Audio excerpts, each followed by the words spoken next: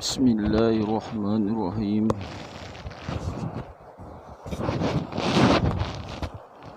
Assalamualaikum warahmatullahi wabarakatuh. Brothers and sisters, so this morning I continue to talk on the topic of the striking finding in the Quran after reading it from page 1 to page 70. So, as usual, the category of the finding is to find the most common words, interesting stories of the figure in the Quran. I've been telling you the story of the story of Ibrahim, story of Moses. But this morning, I'd like to suggest words that are striking.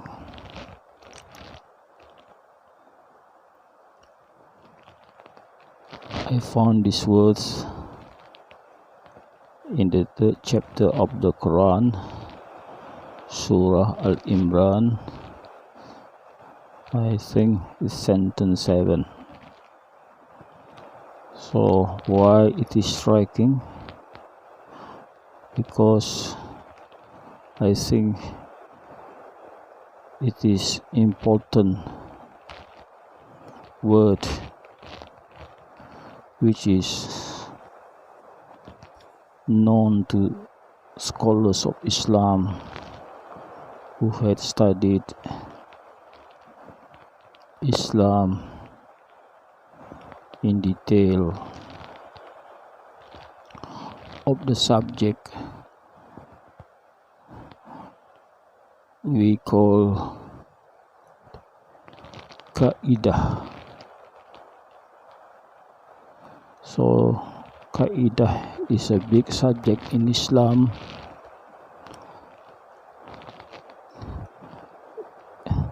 If I can interpret what it means, is the study of belief, attribute of Allah, and the study of what Allah is, what Allah is not. It is very important study and is a fundamental in Islam, this subject of Aqidah,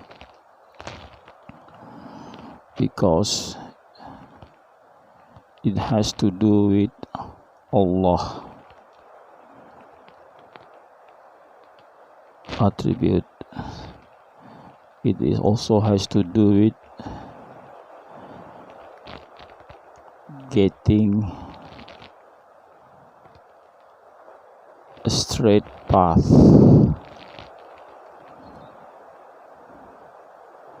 mentioned in the first opening chapter of the Quran.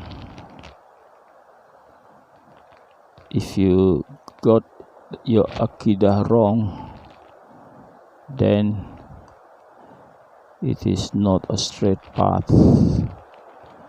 If you got your Aqidah right, then you are in a straight path that follows the belief of the prophets and his companions and of the early Muslims, which Prophet said the best of the Muslims are the early Muslims, the first generation, second generation, and third generation. So in reading the Quran and understanding, we must follow the understanding of these early Muslims. Not following will tend us to make or drop into a category of people who don't get straight path. So why this sentence is important? Because it gives a division in the Quran. So Quran is divided into two portions. The sentences in the Quran are divided into two areas. One area, it is called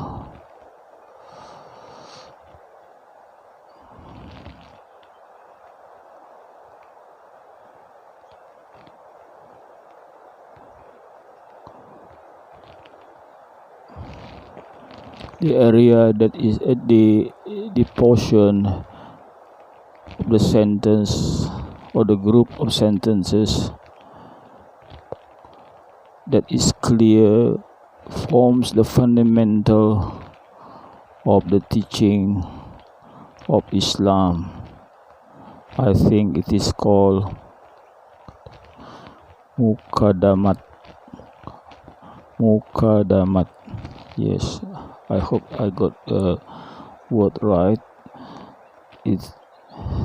And the second one is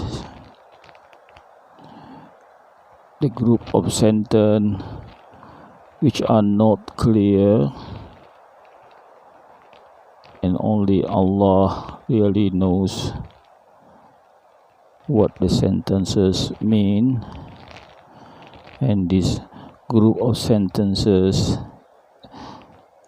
is called Mutasibat.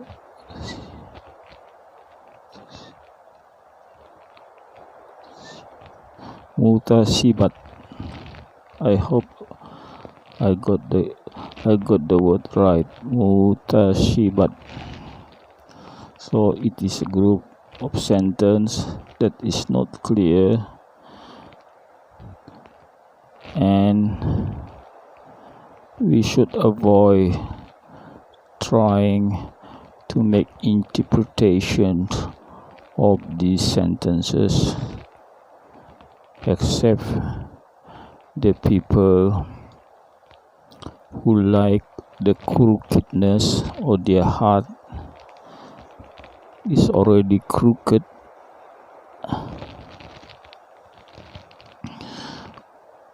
with the intention of making confusion or trying to let people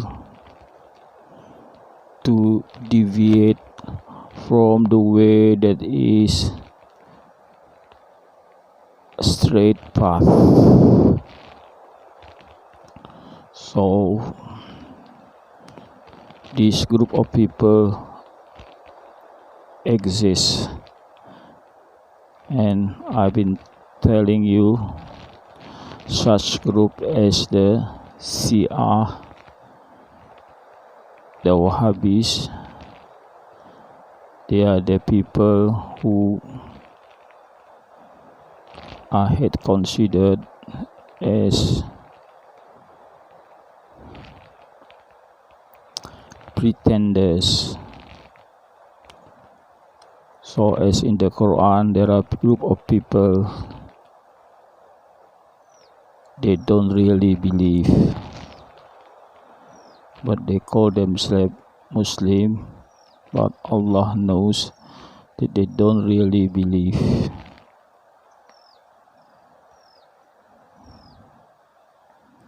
And the Muslim scholar had also called the group of Satan. So they are the people who like these sentences of I call you the name Mutashibat. And I told you a story of a person who was tasked to destroy Islam. And this person who exposed the story that she was taught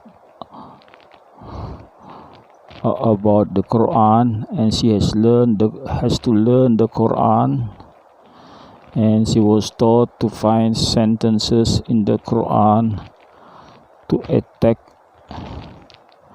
the Muslims. So I believe the sentences that it meant that the sentences they are after are the sentences in the group of Mutashibat. I'll tell you an example of the sentences of Mutashibat group in the Quran. I think we have come across reading these sentences when Allah say He created the heaven and the earth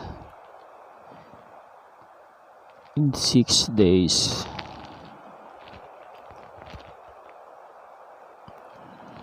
So after that,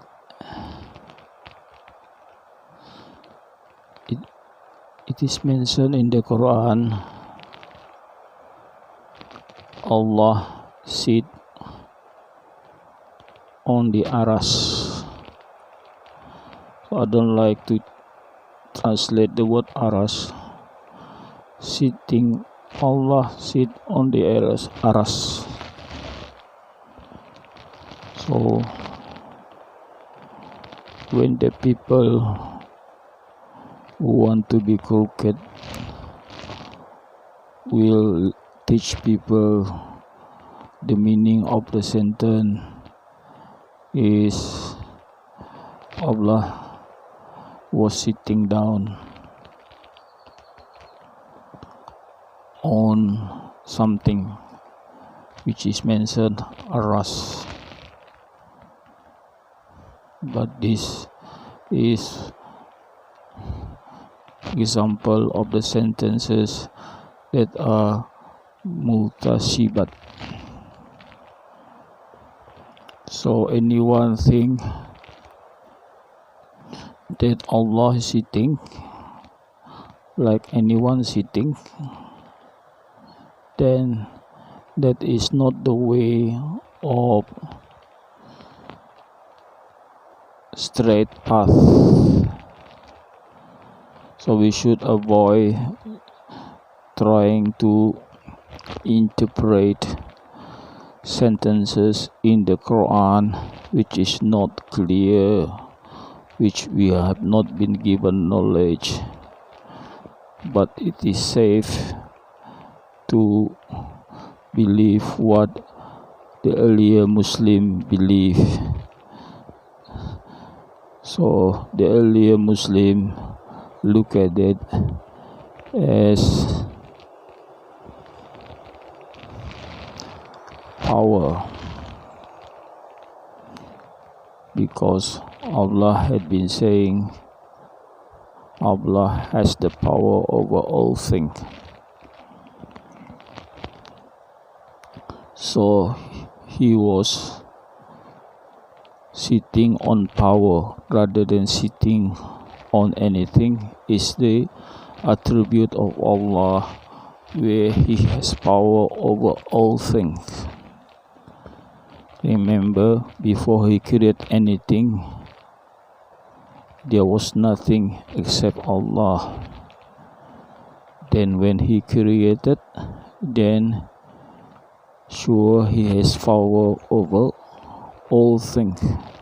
So that's what the understanding of the earlier Muslim It is about power, but the people who are crooked or trying to deviate, they will make you think Allah is sitting down. It is not attribute Allah. Allah, if you read the surah Al-Ikhlas, the famous surah in Islam,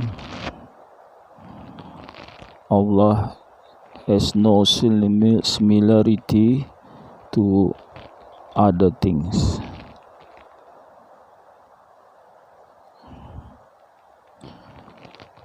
Bismillahirrahmanirrahim. Qul huwallahu ahad. Allah is one. Lam yalid wa lam yulad. He has not bear any children, nor he was been given birth to. Qul huwallahu ahad, Allahu samad. Is the sustainer of the world. Allahu samad lam yalid wa lam.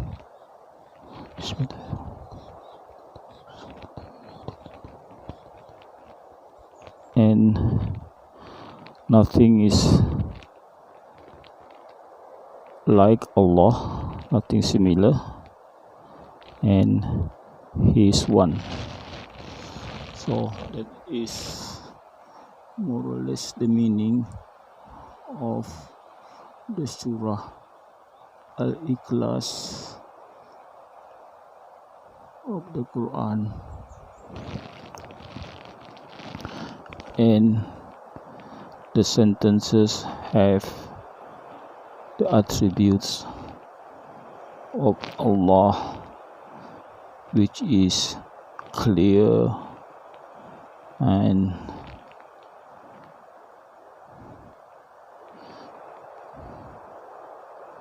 if people ask what is Allah, you can just read to him this surah, Qul huwallahu ahad, Allahu samad, lam yalid wa lam yulad wa lam yakul lahu kufuwan ahad.